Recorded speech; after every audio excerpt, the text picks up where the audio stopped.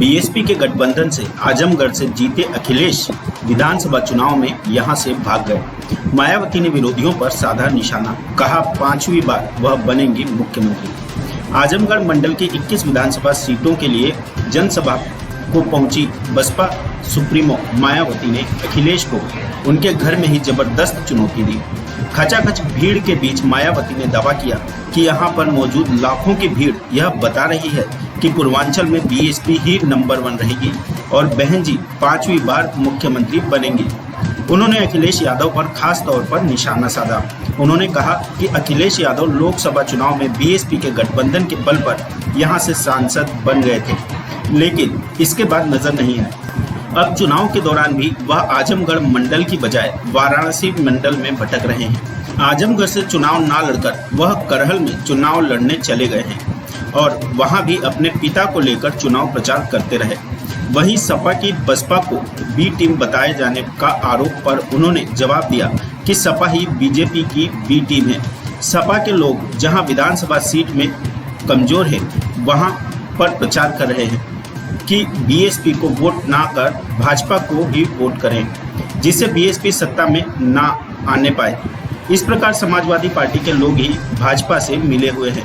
उनका इतिहास भी रहा है कि जिस प्रकार से मुलायम सिंह यादव ने प्रधानमंत्री नरेंद्र मोदी को आशीर्वाद दिया था, जिस प्रकार से अखिलेश यादव ने कल्याण सिंह को गले लगाया था और 2003 में उनको मुख्यमंत्री पद से हटाकर भाजपा के सहयोग से सरकार बनाई थी, तो सपा का यह इतिहास रहा है।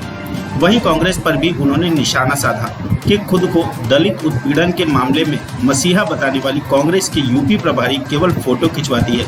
उन्होंने कहा कि जिस प्रकार से कांग्रेस की राष्ट्रीय अध्यक्ष सोनिया गांधी है, उसी प्रकार से बसपा की वह खुद राष्ट्रीय अध्यक्ष है। सोनिया गांधी कहीं दलित उत्पीड़न के मामले में नहीं जाती, बल्कि और लोग जाते हैं। उसी प्रकार बसपा में भी यूपी में तमाम प्रभारियों को तैयार किया गया है जो इस तरह के मामले में मौके पर जाते हैं।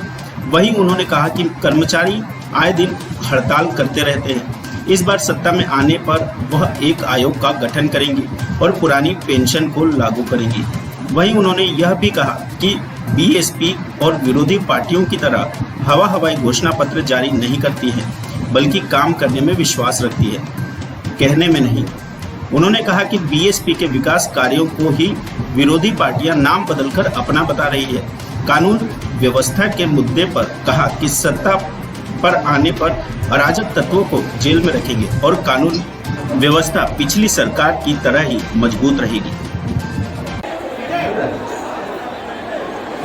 तो साथियों ध्यान दें, बीबीएफ के साथी कृपया ये भी सुनिश्चित कराएं, हमारे नौजवान साथियों से, पुरुष साथियों से निवेदन कर लें, जो हमारी माताएं बहनें बड़ी तादाद में आ रही हैं।